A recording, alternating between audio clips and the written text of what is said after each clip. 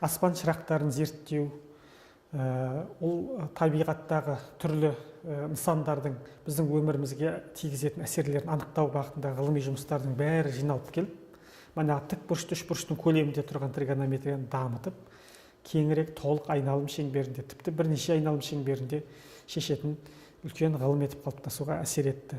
Енді біз ары қарай бірлік шеңбер немесе тригонометриялық шеңбер деп аталатын ұғымды қарастыратын боламыз. Ол бірлік шеңбер дегеніміз радиусы 1-ге тең, центрі 0-ден 0. Осындай шеңбер.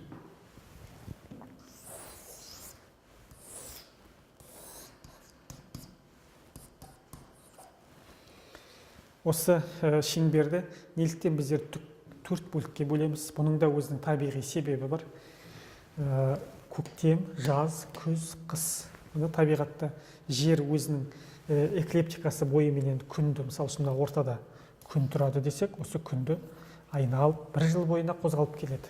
Осы қозғалыстың салдары 4 мезгілге бөлінеді. Сондықтан да 4 ширек бар. Және де біздер тік бұрышты бұрыш дейміз де, сосын келіп осыны 90 градус деген әбден миымызға бекіп қалыптасқан. Неліктен 90 градус? Бұл жерде себебі 3 ай бар шамамен. Әрқайсысында 30 күннен 3-30-ды көбейткен кезде 90 градус шығады. Әйтпесе неге ол 90 градус деп аламыз, 100 градус деп неге алмаймыз, 70 деп неге алмаймыз деген заңды сұрақтар туындауы мүмкін. Енді осы бірлік шеңбердің бойында тағы да қандай негізгі элементтер бар?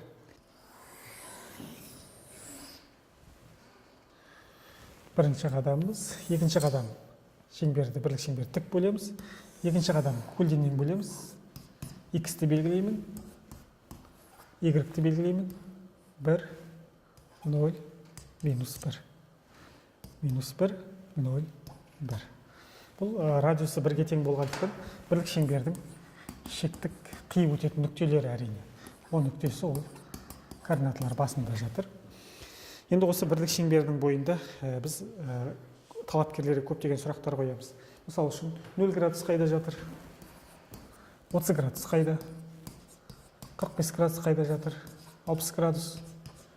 110 градус қайда деген тәрізді сұрақтар қойсақ, енді көбі ойланып оны дұрыс көрсетілмейтіндер бар. Дұрыс көрсеткендердің көпшілігі мынадай формада көрсетеді. Мысалы үшін 0 градус мұнда, 30 градус шамамен мына жерде жатыр, 45 градус мына жерде жатыр, 60 градус мына жерде жатыр, 110 градус 90 мұнда, 110 шамамен мұнда жатыр деп көрсетеді. Бұл осылайша көрсете алса, бұның өзі де жаман емес, әрине, өте жақсы. Бірақ енді бізде сұрақ туындайды. Сонда бұрыш дегеніміз ол нүкте ме? Енді бұрыш дегеніміз не? Сол туралы ұғымға біздер толық тоқталайық. Ол үшін мен бұрыштың біздерде төбесі бар екендігін ұмытпауымыз керек. Ол бір нүкте. Одан бір қабырғасы шығады мұны. Екінші қабырғасы бар. Арасында пайда болған фигураны альфа бұрыш. Бұрыш дегеніміз осы. Олай болса, біздің жағдайымызда бұрышымыз үнемі бірлік шеңберде, Декарт координаталар жазықтығында бір қабырғасы мына OX осының өзі. Ол қозғалмайды, үнемі осы қозғалмай күйінде қалады. Екінші қабырғасы, мысалы үшін 30 градус үшін,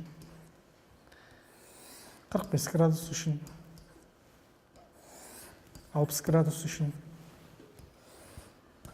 110 градус үшін. Мына екінші қабырғасы осылайша 30 градус, 45 градус, 60 градус, 110 градус деген тәрізді бүйтіп қозғалып жатады. Бір қабырғасы мына қызыл түс. Осы күйінде. 0 градусымыз қайда жатыр? Егер де мына жасыл түсті екінші қабырғамыз ешқайда жоғары көтерілмей осы оспен беттесіп қалса, осы кезде 0 градус пайда